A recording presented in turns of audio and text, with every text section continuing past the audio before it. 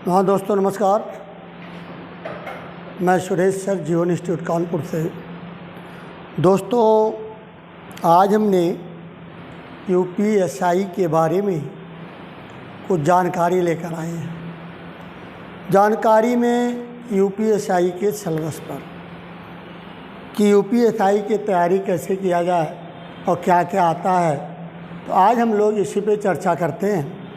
तो पहले हम लोग उठाते हैं कि यूपीएसआई में परीक्षाएं कौन कौन सी होती हैं और यूपीएसआई में आपका किस किस सब्जेक्ट से किस किस क्षेत्र से क्या आता है। तो आज हम लोग दोस्तों आइए इस पर चर्चा करते हैं।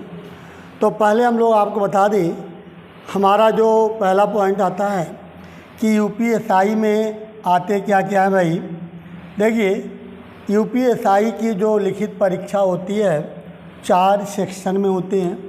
कुल सेक्शन 160 प्रश्न होते हैं और प्रत्येक खंड में 40 प्रश्न होते हैं और प्रत्येक प्रश्न का जो मार्किंग किया जाता है दोस्तों वो 2.5 अंक होते हैं। यानी प्रत्येक क्वेश्चन 2.4 यानी 2.5 नंबर के होते हैं। इसमें 2 एग्ज़ाम होते हैं। भाई लिखित परीक्षा का जो समय होता है 120 मिनट का दोस्तों। इसके बाद जब आप लिखित परीक्षा क्रॉस करते हैं तो आपकी दौड़ और बाद में वाइवा और फिर आपका वेरिफिकेशन होता है। तो लिखित परीक्षा में जो होते हैं 120 मिनट के होते हैं और कितने क्वेश्चंस होते हैं भाई, तो 160 प्रश्न होते हैं। और इसमें आते क्या गए दोस्तों, तो लिखित परीक्षा में हमारा सामान्य हिंदी हो गया। सामान्य हिंदी 40 प्रश्न होते हैं, 100 अंक के होते हैं। कानून और सामान्य ज्ञान, तो कानून में आपका भारतीय संविधान भी जुड़ा है। तो कानून और भारतीय संविधान और सामान्य ज्ञान मिला करके 40 प्रश्न होते हैं और ये भी 100 अंक के होते हैं। संख्यात्मक और मानसिक क्षमता, ठीक, इसके 40 प्रश्न होते हैं, ये भी 100 नंबर के होते हैं। मेंटल एप्टीट्यूड इंटेलिजेंस कौशल टेस्ट, जिसको हम लोग रीजनिंग बोलते हैं, तो ये भी 40 नंबर का और 100 मार्किंग होते हैं। इसके बाद कुल प्रश्न कितने हो गए, 160 अंक कितने हो गए, 400 दोस्तों। तो ये 400 मार्किंग और प्रश्न संख्या 160 है। और इसमें जो दोस्तों सबसे अहम चीज़ है, सबसे अच्छी चीज़ क्या इसमें दी गई है, जो सबसे अहम मानी जाती है, प्रत्येक विषय में न्यूनतम 35 मार्क, यानी कुल मिलाकर के 50% अंक लाना जरूरी है। आगे के लिए अगर आप 50% अंक प्राप्त करते हैं तो आप दौड़ में भागी होंगे, लेकिन ज़रूरी नहीं है। अब जब आपकी मेरिट बनाई जाती है तो अगर मेरिट में आते हैं तो दौड़ में आप भागी होंगे, अन्यथा नहीं। और यदि आप प्रत्येक विषय में 35 मार्क नहीं ला पाते हैं, यानी 50% अंक नहीं ला पाते हैं, तो आपकी अगर इनकेस और भी 3 सब्जेक्ट में मिला करके अगर आपकी मेरिट बनती है तो भी आप बाहर कर दिए जाएंगे। तो इसमें जो सबसे अहम माना गया है वो 35 मार्क यानी 50% अंक लाना प्रत्येक सब्जेक्ट में ज़रूरी है भाई, ठीक है। तब आप दौड़ के लिए अर्हता माने जाएंगे, अन्यथा नहीं। इसके बाद दोस्तों हमारा जो पाठ्यक्रम है कि हिंदी में कौन कौन से सब्जेक्ट रखे गए, कौन कौन सा पाठ रखा गया है। तो हिंदी में अगर हम बात करते हैं दोस्तों, तो हिंदी में हमारा रखा गया है हिंदी सामान्य भारतीय भाषा में, हिंदी वर्णमाला में, हिंदी वर्णमाला पर्यायवाची शब्द आ जाता है, विलोम शब्द है, एकार्थी शब्द है, आपठित शब्द है, तत्सम और तद्भव दिया गया है। इसमें उपसर्ग और प्रत्यय, संधि समास है हिंदी का, वाक्यांश के लिए एक शब्द निर्माण, लोकोक्तियाँ और मुहावरा।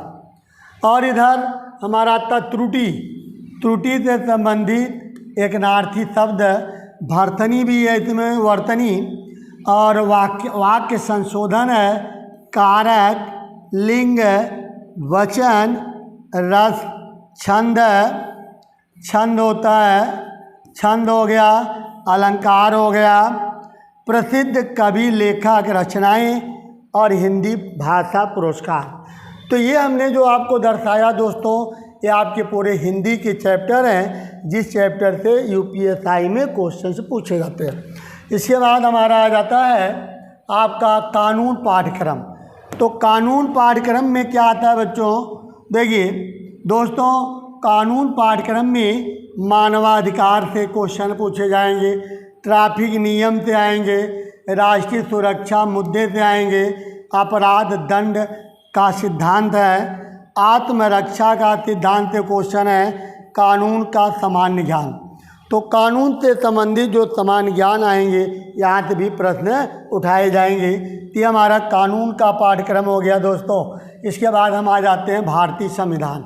तो भारतीय संविधान से कौन कौन से चैप्टर हैं दोस्तों, तो भारतीय संविधान में संविधान की उद्देशिका है, मौलिक अधिकार, नीति निर्देशक सिद्धांत है, संविधान संशोधन नियम और विनिमय, अखिल भारतीय सेवा, महिलाओं और बच्चों से संविधान सामाजिक कानून के बारे में जानकारी भी इसी में है,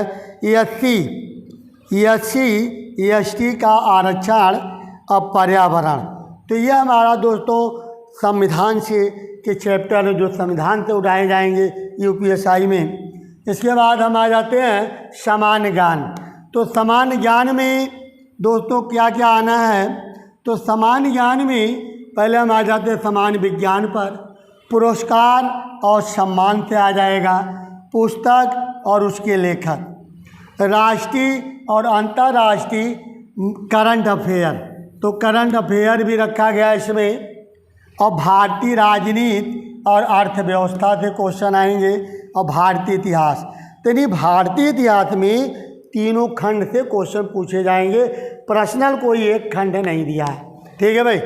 चलिए इसके बाद हम आ जाते हैं संख्यात्मक क्षमता, यानी आपके जो मैथ के क्वेश्चंस आते हैं, मैथ के चैप्टर कौन कौन से भाई यूपीएसआई में, कहता संख्या प्रणाली है, सरलीकरण, एचसीएफ और एलसीएम है, टेबल और ग्राफ का उपयोग है, दशमलव अंश है, चक्रवृद्धि और साधारण ब्याज है दोस्तों, साझेदारी है, लाभ हानि है, समय और कार्य दूरी, अनुपात, प्रतिशत, क्षेत्रमति और विविध, ये आपके मैथ के क्वेश्चन हैं दोस्तों।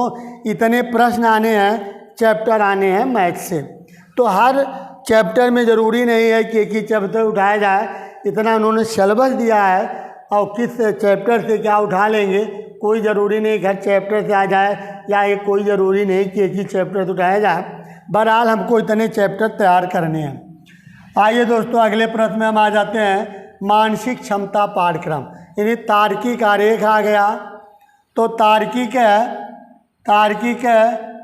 आरेख है, प्रतीक, संबंध और व्याख्या है, संहिता, करण, धारण, परीक्षण, पत्र और संख्या श्रृंखला, शब्द और वर्णमाला, समानता, कॉमन सेंस टेस्ट, पत्र और संख्या कोडिंग, दिशाबोध का परीक्षण, डेटा, तार्किक व्याख्या और इन शब्दों का निर्धारण।